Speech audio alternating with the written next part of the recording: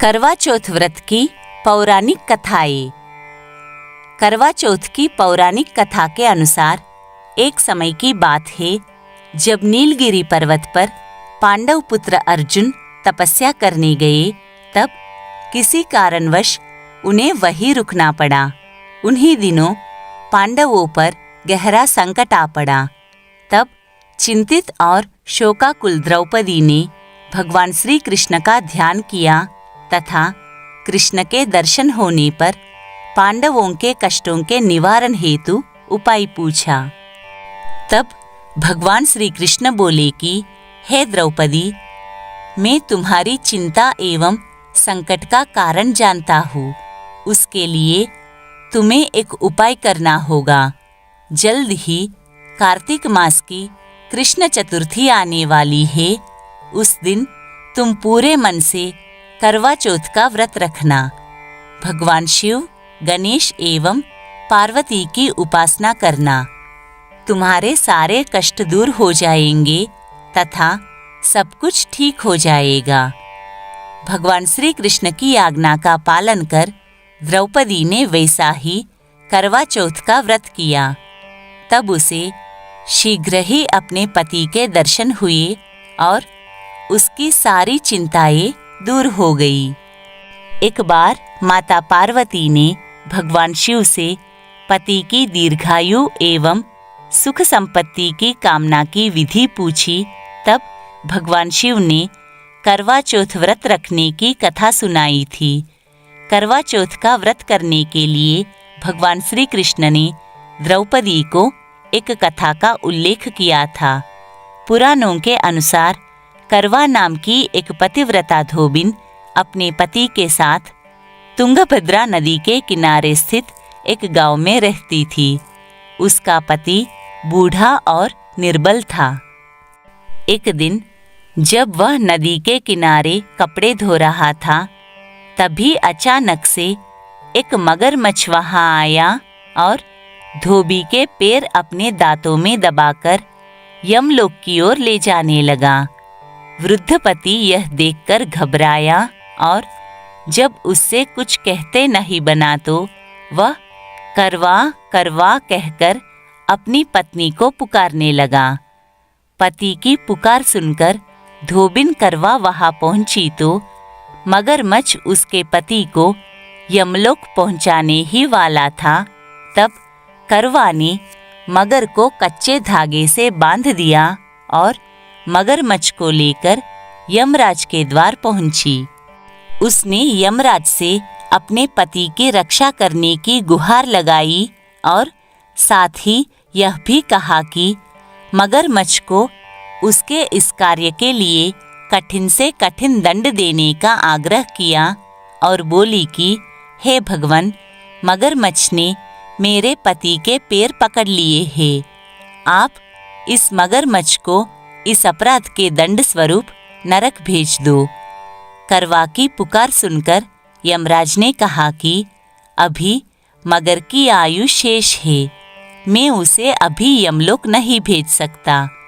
इस पर करवा ने कहा कि अगर आपने मेरे पति को बचाने में मेरी सहायता नहीं की तो मैं आपको श्राप दूंगी और नष्ट कर दूंगी।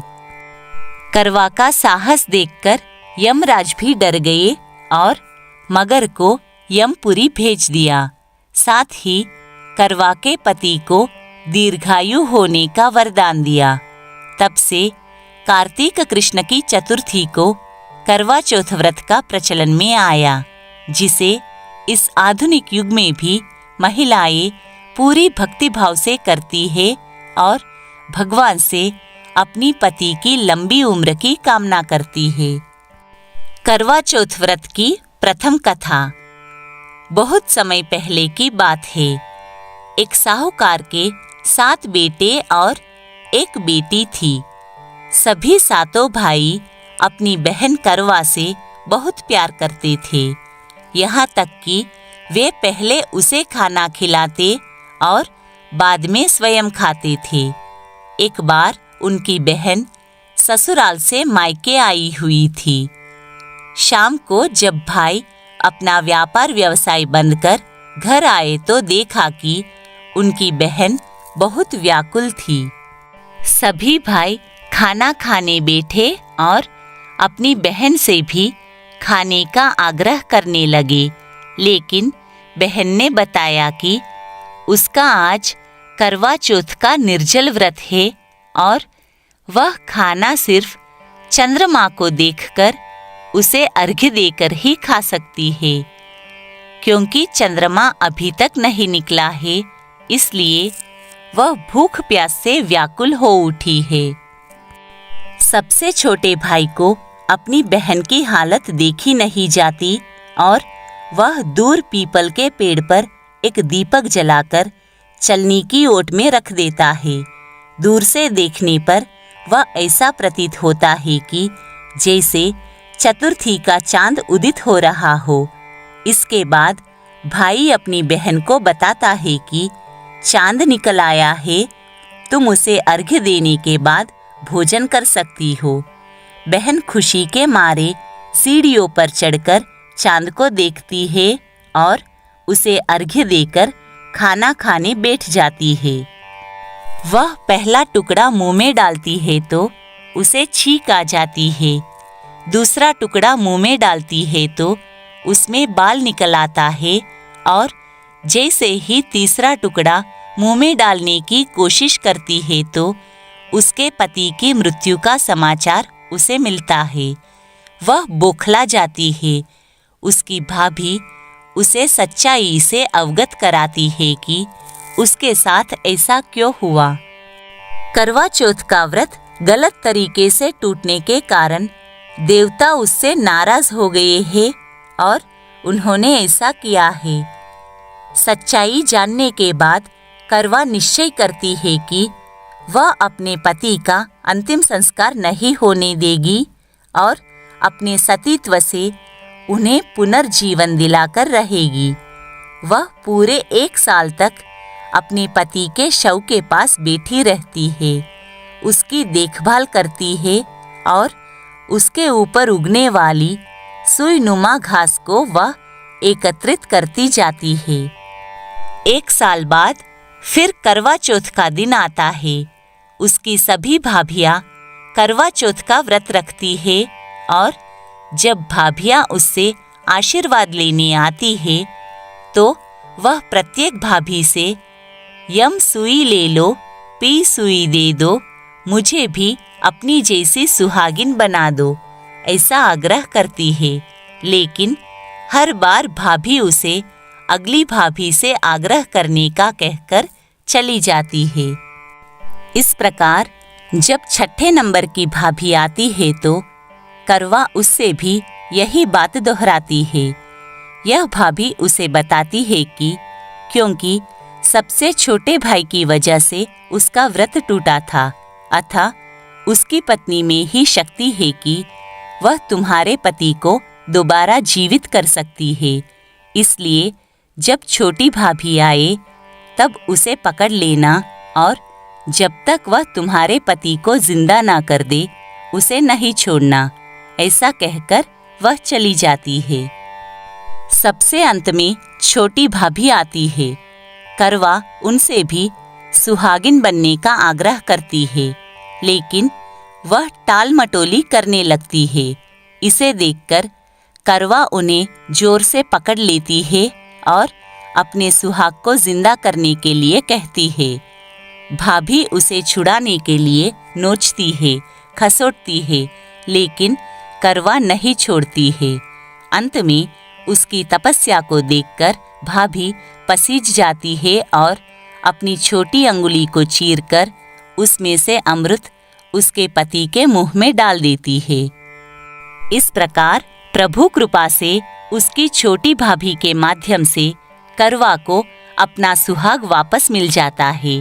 हे श्री गणेश, माँ गौरी, जिस प्रकार करवा को चिर सुहागन का वरदान आपसे मिला है, वैसा ही सब सुहागिनों को मिले। करवा चौथ व्रत की द्वितीय कथा। इस कथा का सार यह है कि शाकप्रस्थपुर के वेदधर्मा ब्राह्मण की विवाहिता पुत्री वीरवती ने करवा चौथ का व्रत किया था।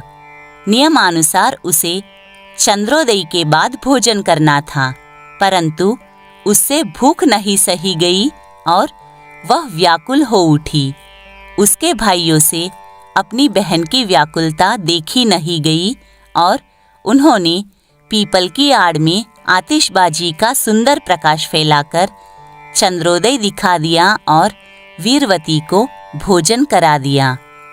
परिणाम यह हुआ कि उसका पति तत्काल अदृश्य हो गया। अधीर वीरवती ने 12 महीने तक प्रत्येक चतुर्थी को व्रत रखा और करवा चौथ के दिन उसकी तपस्या से उसका पति पुनः प्राप्त हो गया। करवा चौथ व्रत की त्रुटि कथा। प्राचीन काल में एक ब्राह्मण था। उसके 4 लड़के एवं एक गुणवती लड़की थी। एक बार लड़की मायके में थी, तब करवा चौथ का व्रत पड़ा। उसने व्रत को विधि पूर्वक किया। पूरे दिन निर्जला रही, कुछ खाया पिया नहीं। पर उसके चारों भाई परेशान थे कि बहन को प्यास लगी होगी, भूख लगी होगी, पर बहन तो चंद्रोदय के बाद ही जल ग्रहण करेगी। भाइयों से रहा नहीं गया और उन्होंने शाम होते ही बहन को बनावटी चंद्रोदय दिखा दिया। एक भाई पीपल की पेड़ पर छलनी लेकर चढ़ गया और दीपक जलाकर छलनी से रोशनी उत्पन्न कर दी। तभी दूसरे भाई ने नीचे से बहन को आवाज दी कि देखो बहन, चंद्रमा निकल आया है, पूजन करो और भोजन ग्रहण करो। बहन ने चंद्रमा को अर्घ्य देकर पूजा की और भोजन ग्रहण किया। भोजन ग्रहण करते ही उसके पति की मृत्यु हो गई। अब वह दुखी होकर विलाप करने लगी। तभी वहां से रानी इंद्राणी निकल रही थी। उनसे उसका दुख देखा नहीं गया। ब्राह्मण कन्या ने उनके पैर पकड़ लिए और अपने दुख का कारण पूछा। तब इंद्राणी ने बताया कि तूने बिना चंद्र दर्शन किए ही करवा चौथ का व्रत तोड़ दिया, इसलिए यह कष्ट मिला। इंद्राणी ने कहा कि अब तू वर्ष भर की चौथ का व्रत नियम पूर्वक करना, तो तेरा पति जीवित हो जाएगा। उसने इंद्राणी के कहे अनुसार चौथ व्रत किया तो पुनः सौभाग्यवती हो गई। इसलिए प्रत्येक स्त्री को अपने पति की दीर्घायु के लिए यह व्रत करना चाहिए। द्रौपदी ने भी यह व्रत किया और अर्जुन सकुशल मनोवांछित फल प्राप्त कर वापस लौट आए।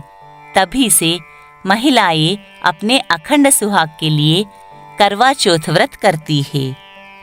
गणेश जी विनायक जी की कहानी। एक अंधी बुढ़िया थी जिसका एक लड़का और लड़के की बहू थी। वो बहुत गरीब थी। वह अंधी बुढ़िया नित्य प्रति गणेश जी की पूजा किया करती थी। गणेश जी साक्षात सन्मुख आकर कहते थे कि बुढ़िया माई, तू जो चाहे सो मांग ले। बुढ़िया कहती, मुझे मांगना नहीं आता, सो कैसे और क्या मांगू। तब गणेश जी बोले कि अपने बहू बेटे से पूछकर मांग ले। तब बुढ़िया ने अपने पुत्र और बहू से पूछा तो बेटा बोला कि धन मांग लो और बहू ने कहा कि पोता मांग लो। तब बुढ़िया ने सोचा कि बेटा बहू तो अपने अपने मतलब की बातें कर रहे हैं। बुढ़िया ने अपने पड़ोसियों से पूछा तो पड़ोसियों ने कहा कि बुढ़िया माई, तेरी तो थोड़ी सी जिंदगी है, क्यों मांगे धन और पोता। तू तो केवल अपने नेत्र मांग ले, जिससे तेरी शेष जिंदगी सुख से व्यतीत हो जाए। उस बुढ़िया ने बेटे और बहू तथा पड़ोसियों की बात सुनकर घर में जाकर सोचा कि मैं गणेश जी से ऐसा मांग लूं जिससे बेटा, बहू और मेरा सबका ही भला हो जाए। और जब दूसरे दिन श्री गणेश जी आए और बोले कि बोल बुढ़िया, क्या मांगती है। हमारा वचन है कि जो तू मांगेगी सो ही पाएगी।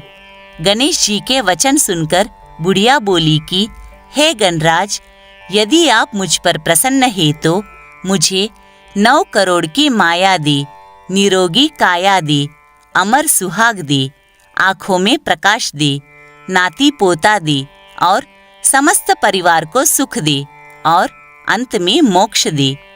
बुढ़िया की बात सुनकर गणेश जी बोले कि बुढ़िया माई, तूने तो मुझे ठग लिया।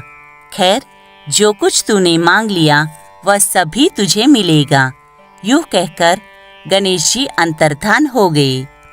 हे गणेश जी, जैसे बुढ़िया माँ को मांगे अनुसार आपने सब कुछ दिया, वैसे ही सबको देना और हमको भी देने की कृपा करना। बोलो श्री गणेश जी महाराज की जय।